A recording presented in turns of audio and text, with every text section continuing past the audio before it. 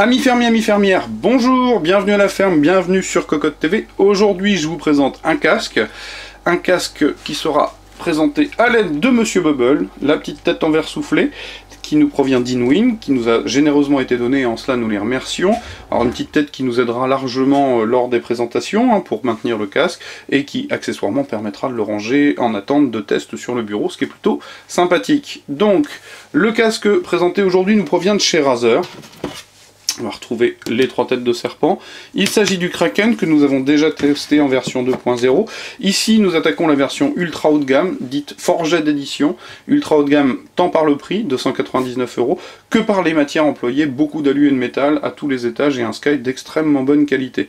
Alors au niveau du bundle, on va avoir du côté de la boîte, sur boîte, boîte écrin. Nous allons avoir aussi le guide de démarrage rapide, les flyers de remerciements, les autocollants Razer traditionnels, donc je pousse ça et je mets ça de côté. Nous avons aussi une boîte, une sacoche de transport semi-rigide, au sky de qualité, la finition est excellente, pour le prix ceci étant c'est relativement normal. Nous avons aussi un 6,5 mm vers 3,5 mm vissé, plaqué or, qui pourra accueillir ce câble-ci, le premier, tout simple, donc tout simple relativement, manchonné d'alu, pas de vis pour l'adaptateur, 3,5 plaqué or. De l'autre côté, côté casque, 2,5 mm à détrompeur, manchonné aussi d'alu, avec un câble caoutchouc très doux, très souple.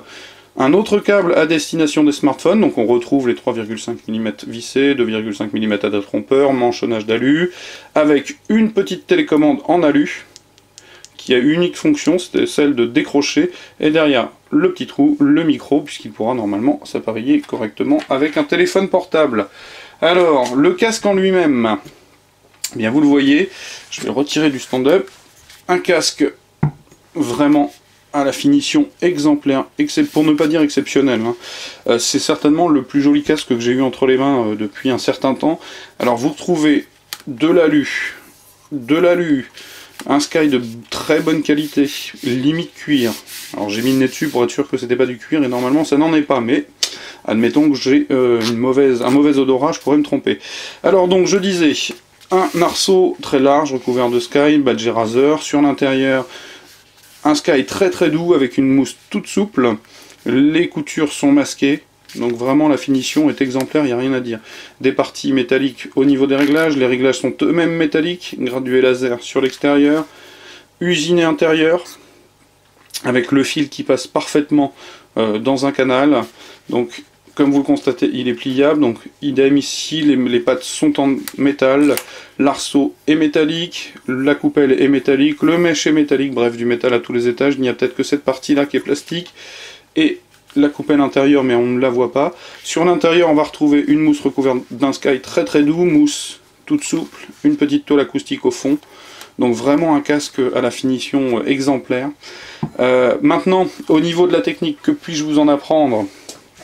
Globalement, pardon, je vais faire appel au manuel parce que j'ai plus les chiffres en tête, vous m'excuserez.